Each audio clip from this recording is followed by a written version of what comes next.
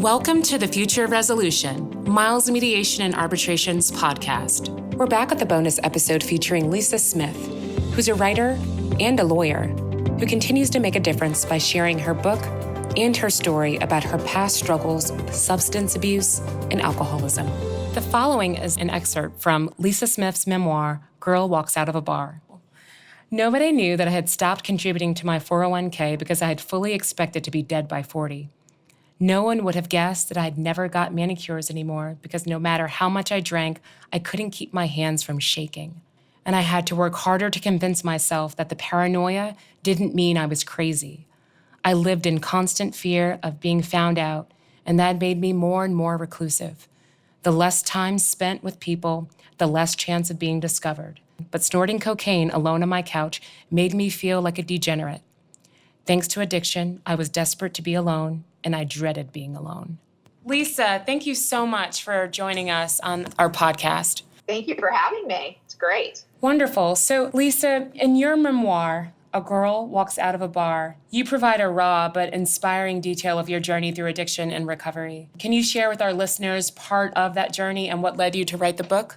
I came into big firm practice as a junior associate at a big law firm with two sort of risk factors for developing both a substance abuse disorder and exacerbating an underlying mental health disorder that I didn't know I had going in.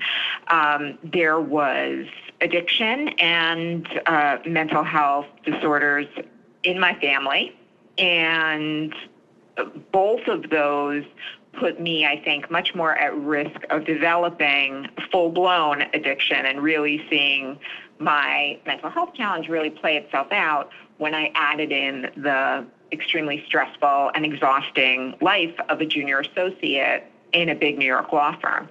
I had always been someone who was a partier. I loved to go out. I loved to get really drunk. I knew I drank more than a lot of other people around me, but I always found the people who, didn't judge me for that, or who also liked to go out and be really, go crazy on the weekends and things like that, because I viewed it as my way of blowing off steam, my way of kind of getting, I felt like I deserved it. I worked so hard. I had gone through school always getting A's, and then I went to a good college, did well, came back to New Jersey where I grew up to go to law school. I ended up on the law review, on the editorial board of the law review. I did well. And so even though at that point I was certainly a heavy drinker and I, had experienced plenty of blackouts and things like that, it was still the kind of thing where it was like, well, what could really be wrong with her? She, is doing well. Like it wasn't like I had bad grades or I had gotten in trouble of some kind because of drinking. And then when I became a first-year associate and I experienced really the intensity of the practice and I was unhappy and I felt really kind of, I was living a lot in fear, and I got comfort from drinking, and I became a nightly drinker then, and as a first-year associate, and then it spiraled over the course of the next, 10 plus years to going from drinking nightly to drinking at lunch, and for the final 18 months of my drinking, much later down the road, I had to drink in the morning to get out of bed, and the way I functioned and the way I kept people around me from my work friends, my outside work friends, my family, from knowing what was going on was, one, I started mixing in a lot of cocaine in the last 18 months because that, as crazy as it sounds to someone who hasn't, been down that miserable road, it actually would straighten me out. So if I had drank because I needed to stop the shakes and stop the headache and all of that, when the effects of alcohol, like the wooziness, started hitting me, the cocaine would make me seem straight, make me seem unimpaired. And so I finally had sort of a moment about 18 months into living that way when I was going off to work, I had been using and I was all ready to go. I had my suit on, my laptop in its bag, my New York Times in my hand, and I thought I was having, on the way to the elevator in my building, all of a sudden I thought I was having a heart attack, or that I had maybe finally overdosed. Like, I became totally overcome. I now know it was a panic attack. But in that moment, I decided I wanted to live, which is something that I really hadn't felt like I wanted to do for a very long time. But when I really thought, this is it, I decided I wanted to live. And that's when I went and went back to my apartment and asked for help. And I ended up checking myself into a detox in New York for 5 days. I knew I was far enough gone in terms of my physical health. I was throwing up blood. I was really sick, and that I couldn't just stop. I would have to have, some sort of medicated detox. So that is a long story, very short, sort of my path down into that really miserable, lonely, frightening spiral of addiction. And it was in the detox where I was diagnosed with major major depressive disorder, which, the doctor in the detox explained to me I had been self-medicating with drugs and alcohol. And since then, I have stopped medicating that way. I now continue, 15 years later, I continue to take antidepressants. I plan to do it forever. I tried experimenting going off. It did not go well. And, I do what I need to do every day to try to, take one more day sober. Lisa, your book is amazing. I thought it was thank you. I thought it was so raw and honest, and a side of the practice that we typically don't hear about, but one that even if people don't necessarily relate to every aspect of it, they can really relate to certain aspects of it. And the thing that really stuck out to me, and even when you were speaking earlier about living in fear, I wrote down in the margins at points, it seemed like you were dealing with imposter syndrome. That you just felt like you weren't good enough to be in the room at times. And I think that's something that a lot of people in our profession deal with. Can you talk a little bit about how that played into your experience and how you look at it now? Sure. I think that my own experience with imposter syndrome was driven in part because I was transferred within the first 6 months of my practice from something I had always studied for and always wanted to do, which was environmental law. Our group wasn't particularly busy or busy enough, so we were moved, the junior associates in my group were moved. We found out on a Friday afternoon, and it took effect on a Monday morning, to the corporate finance department, which was, I didn't even know what corporate finance was. And, I knew that the corporate side of the firm was much more intense than the small environmental practice. And I felt overwhelmed and out of my depth. And so for me, I really felt like very much an imposter, because the people that I started working with seemed to be, really psyched to be doing the kinds of deals they were doing and all of that. But and I didn't even know the terms that they were talking about. But I think at the same time, a lot of them were feeling imposter syndrome as well, because it's not simply the idea that, I don't know this subject matter. It's the fear that somehow I'm about to be exposed as a fraud. I'm not supposed to be here. Somehow I didn't earn my seat at this table. And, when I look back at it now and I think about having been moved as a very junior associate, that, if I hadn't been considered capable, and if I hadn't been actually capable of surviving in that corporate group or doing what, was going to be required of me, I wouldn't have been moved there. We don't end up in big law firms by accident. We don't, as much as I always say, I think Northwestern took me in my undergrad school I think it was a mistake that they took me. It wasn't. And I think one of the things that is really hard for young lawyers to get their heads around, because you see, it is this, you get put into really major issues and it doesn't matter if you have giant clients or tiny clients, or, you're working with individuals, whatever it is, that stuff is, they're at your firm or they're working with you because they need some serious help. And we have this fear that somehow we're not equipped or we're not the right people to help them, or really somebody else could do a better job for them. That's not true. We wouldn't end up in the room. We wouldn't end up where we are if we hadn't punched our ticket and earned our way there. It is too hard to become a lawyer, pass the bar, get a job, all of that without being qualified. And I do think, though, that we look around at this sort of, very impressive and majestic almost kind of profession, and we think, well, I'm not good enough, but we are. How do you think the profession has supported you since you started your steps to recovery?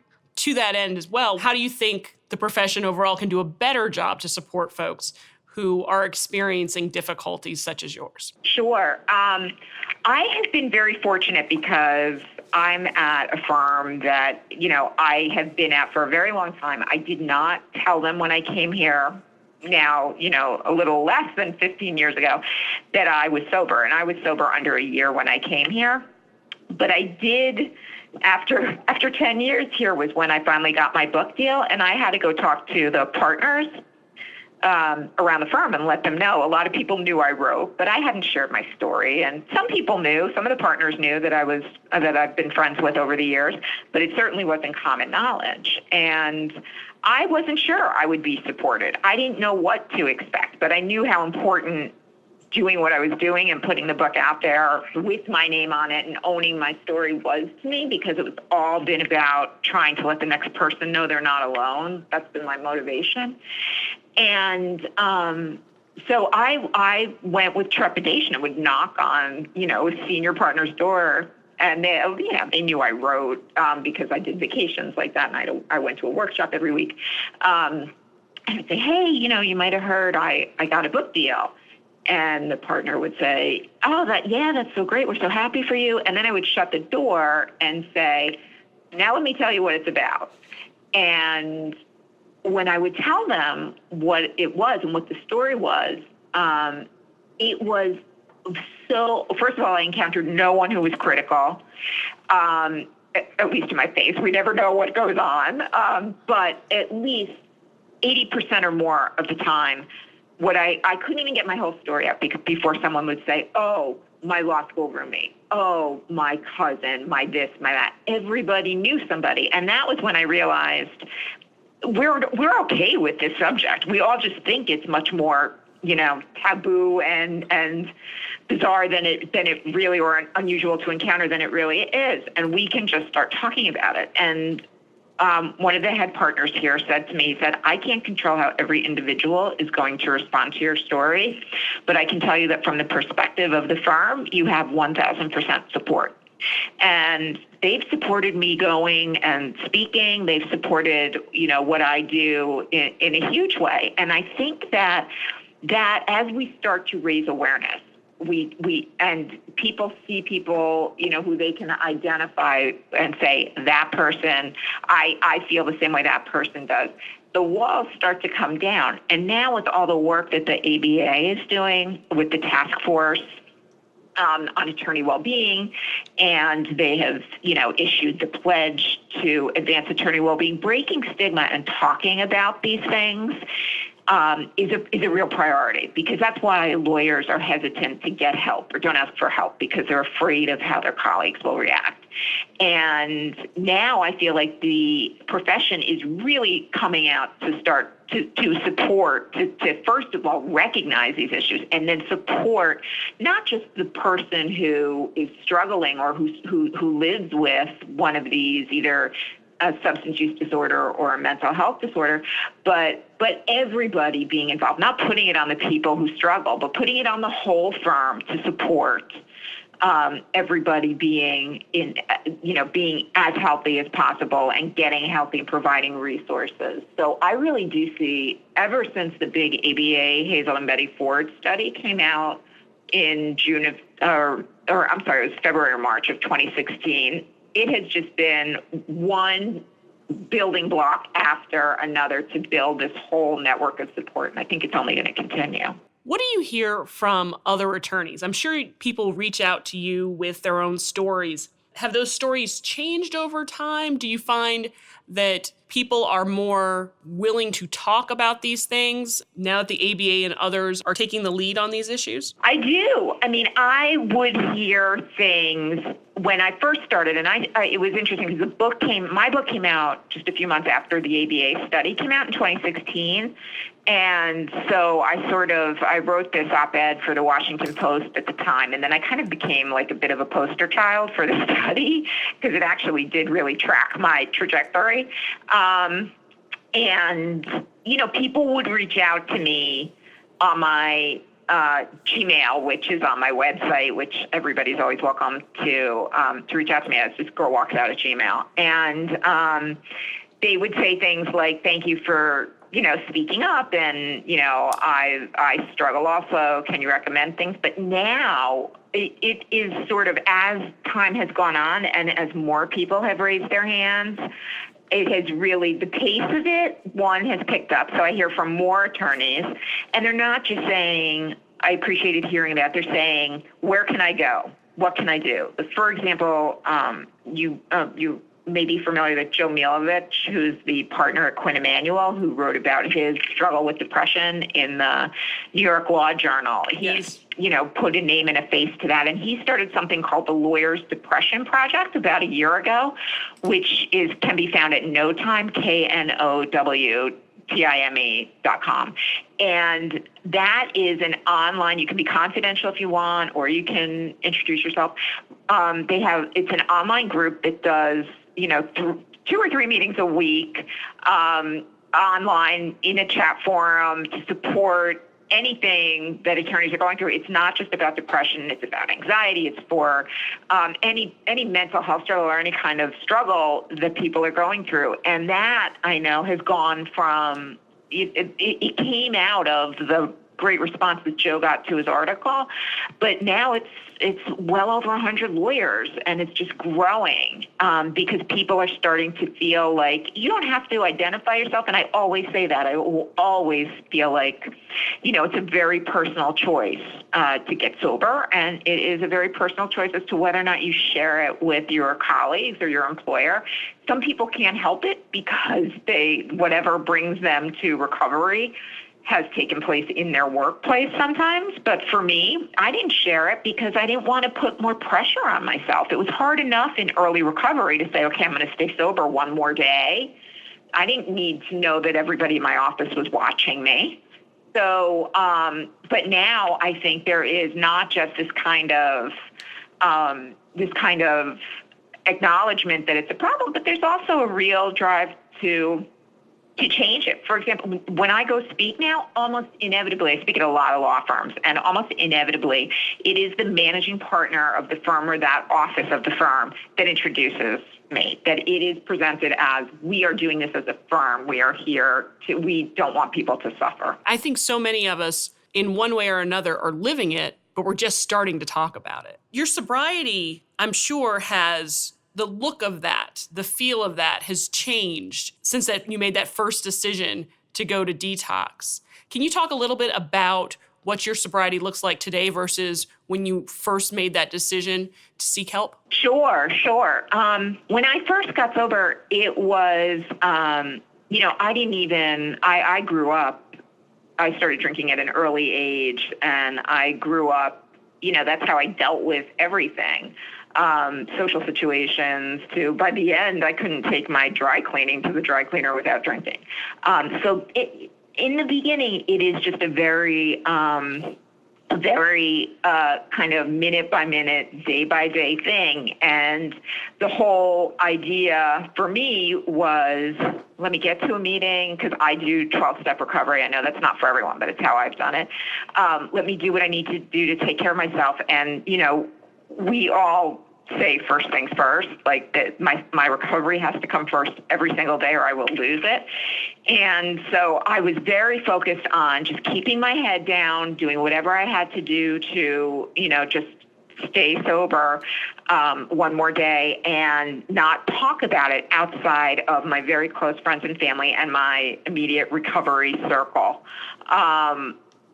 As time went on, I became more comfortable in my own skin and owning the fact that, I had a substance use disorder and I had a mental health disorder, and there is no shame in that. And it wasn't even like at the beginning I thought about it or I felt ashamed of it. I didn't. I couldn't think that far. All I could think about was, how do I get through today without picking up a drink? And that was all I needed to think about at the beginning. There doesn't have to be some lofty goal and purpose to it, other than in the early days, it's just, get my head to the pillow. And as time has gone on, and certainly now, my recovery now is fed so much by working with other people.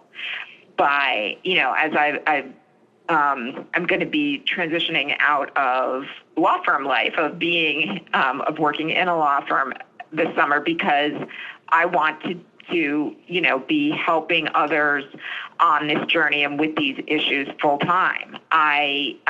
It gives my recovery purpose, and I think people find purpose as they stay sober longer and longer. And for me, this issue around lawyers is mine, but other people, have family things, have other kinds of things that they do. And there is more, it becomes, over time, it's become less about me and more about the next person to me. Lisa, for any attorneys or anyone really who's listening and maybe struggling and in need of help, what advice would you share with them? One of the biggest things that was hard for me, and that I think is a lot of us tell ourselves, hey, I'm okay, like I did. I'm high functioning. I may come in hungover, I may whatever, but I'm not. Obviously, I still show up to work. I'm getting my work in on time. And I am not, I'm okay. I'm not one of those people that has to get help. What I would say is that you are only high functioning until the day you're not. Right? So any day that I was walking around, I could have been called out, for showing up drunk or for any number of things. You're only high functioning until the day you have a DUI, until the day you have, you miss a court filing, or the day you make a mistake on a deal document. So there is no comfort in the idea, or there should not be comfort in the idea that someone is high functioning. It's only a matter of time. And if you honestly look at your substance use, I'll just stick on that, over a period of time, and you say, yeah, I drink a whole lot more than I did before. I'm out more nights, or I drink more when I drink. Question whether that is because you love alcohol or whatever substance a whole lot more now, or is it because something else is going on underneath and you're trying to quiet that. I think trying to get honest with yourself is probably the most valuable thing you can do, because then you get to make the decision. For me, I actually thought I was dying, but I got to make the decision of I'm going to get help because this can't go on. It wasn't that I showed up and they found drugs in my pocket. It was, and if you want to, you can, people talk about having a hit bottom, that they're the high functioning idea of having a hit bottom. Well, your bottom is when you stop digging. Your bottom is when you say, I don't want to live like this anymore. So I would say listen to your gut and know that there's so much help and so many people out there who will support you and help you, and it does not have to mean you have to reveal yourself to the world. You can do it confidentially. I thought it was interesting in your book when you were discussing your experiences with detox and your first meetings in your 12-step program. It seemed almost as if there was this sense of detachment. Like, these weren't your people. These were other people. At what point did they become your people? And did that make the process easier? Yes. It happened literally. It didn't happen in that detox, but when I went to my first group, I refused to go to inpatient, which rehab for 30 days or something like that, because I didn't want to tell my law firm what was going on. I just wanted to show up back at work like nothing was wrong, and I just had a bad stomach issue that I took care of in the hospital the week before. But I did agree to go to intensive outpatient 2 nights a week, and it was there in that group that I walked in And so it was pretty quick in that I was like, oh my God, these people understand my brain. These people have the same fears and drives to shut out the world and desire and need to drink that I have. Like I realized pretty early on, while I thought I was different, I learned in that group, one of my best friends in that group was a homicide cop. Another was a 24-year-old heroin addicted artist. Like these were not my friends from law school or my friends from, the firm. And I immediately felt more connected to them than anybody else because, and I say this a lot when I speak, which is when I speak to a group of people in recovery, I'm like, I know more about you, you know more about me, and you understand me better, and I understand you better than the people in my own family do. Because there is a connection that you make when somebody is in recovery. So for attorneys who are thinking that they might need to reach out? Every state has, and major cities have, a lawyer assistance program. And that means, first of all, most firms have an employee assistance program, which is free and confidential that they can reach out to. But a lot of people fear that, even though it's not true, they fear that somehow that information is going to get back to the firm that they reached out to the EAP. So if you don't want to do that, although there's no reason not to, there are the LAPs, the Lawyer Assistance Programs, and they are by law confidential. There are statutes on the books that require them to be confidential, and they can help you, guide you in the right direction. And if they're not the right place to be, they can make a referral for you to, they help you get connected to the right help, and then they get out of the picture. So, and they all have peer-to-peer availability. So you could just call them and say, my name is Lisa. I'm not going to say my last name. I have an issue with alcohol, and I'd like to speak with someone who has a similar issue. And they'll get you connected and never ask you another question. For more information about the resources discussed in this episode, go to thefutureofresolution.com. You can also check out Lisa Smith's website at lisasmithauthor.com or contact her at girlwalksout@gmail.com. Thank you for listening.